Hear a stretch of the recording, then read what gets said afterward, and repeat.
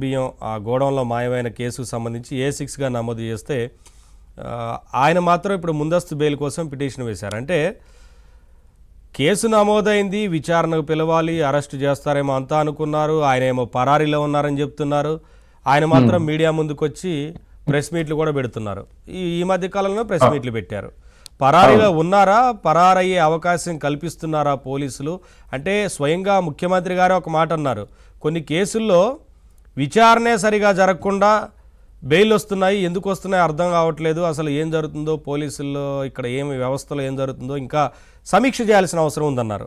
అంటే ఏం అర్థం చేసుకోవాలి ఈ కేసు వ్యవహారంలో? సరే, పేర్ని నాని భయం ఉందా, లేదంటే ఆయన తప్పు చేశారని ఆయన ఒప్పుకున్నారు కాబట్టి డబ్బు కట్టడానికి సిద్ధపడ్డారు, కట్టారు, ఇంకా చెల్లించాల్సి ఉంది, అవన్నీ జరుగుతూ ఉన్నాయి. ఇక్కడ తప్పు జరిగింది అనేది క్లియర్.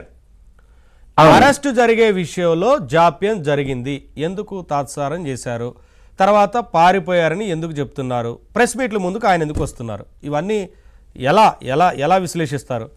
ఎలా మీ అబ్జర్వేషన్ ఏంటి? పారిపోవటం అనే దాంట్లో ఒక చిన్న కిటుకుందండి. ఎందుకంటే వాళ్ళు దేశాలు దాటి వెళ్లాల్సిన అవసరం లేదు, ఖండాంతరాలు వెళ్లాల్సిన అవసరం లేదు.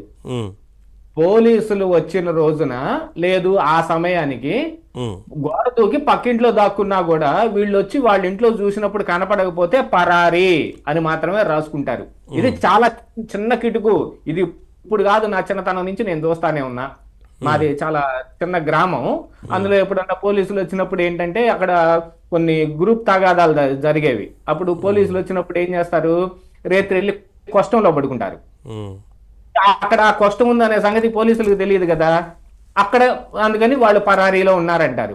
కొంతమంది అయితే మరీ దారుణంగా అప్పుడు గోడలు ఎలా ఉండేవంటే ఫుల్ గా పార్టీషన్స్, కంబైన్డ్ పార్టీషన్స్ ఉంటాయి అన్నమాట.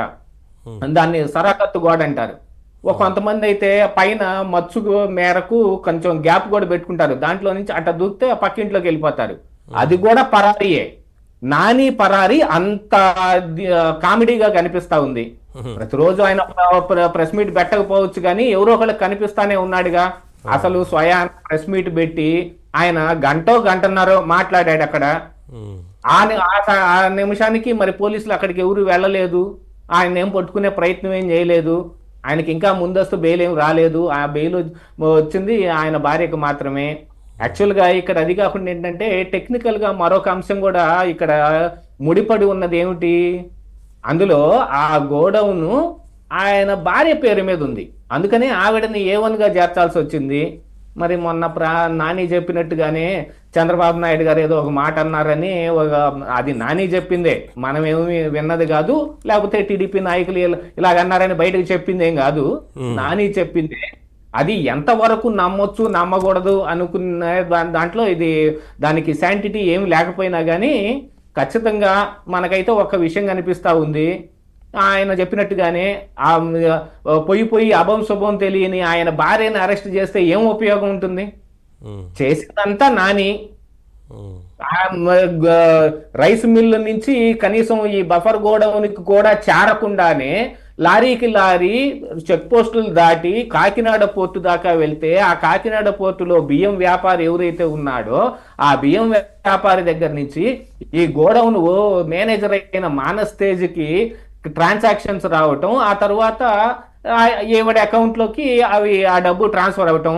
ఇప్పుడు ఎవడి అకౌంట్ అని అంటే ఎవడేమి చేత్తో పట్టుకొని కూర్చొని ఉండదు కదా, అది కూడా వాళ్ళ అధీనంలోనే ఉంటది. మొత్తాన్ని ట్రాన్సాక్షన్స్ మొత్తం అలా నడిపేసుకుంటారు. అసలు ఈ బియ్యం అమ్ముకొనే ఎన్నికల్లో ఖర్చు పెట్టాడనేది కూడా నిన్నటి నుంచి ఒక నడుస్తున్న వ్యవహారం. అయితే వీళ్ళు కంప్లైంట్ ఇవ్వటం మూలాన, ఇందులో గోడౌన్ లో బియ్యం మిస్ అయినాయి అని కంప్లైంట్ ఇవ్వటం మూలాన తెలిసింది అన్నట్టుగా చెబుతూ ఉన్నారు. కానీ ఇది ఎప్పటి నుంచి జరుగుతుంది, నేను మొదటి నుంచి మోసుకుంటూనే ఉన్నాను. ఇది ఏదో ఒక రోజు 2 రోజుల్లో లేకపోతే ఓ నెల కిందటో జరిగింది కాదండి, గతం నుంచి కాదండి. గత ప్రభుత్వంలో వారున్నప్పుడు ఇష్టారీతిని వ్యవహరించారు అధికారులు, అందరూ సహకరించారు. లేదంటే అనుకోండి, ఇప్పుడు 6 నెలలు అవుతుంది ప్రభుత్వం వచ్చిన తర్వాత కూడా 4 నెలల దాకా ఈ దందాన్ని పేరునాని కొనసాగించారంటే ఎలా ఎలా సాధ్యమైంది? ఇక్కడ ఎవరు సహకరించారు మరి?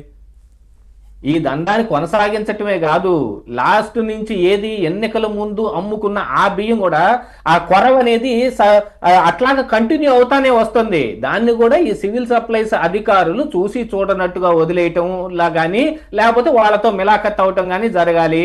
మరి సివిల్ సప్లైస్ అధికారి కోటిరెడ్డి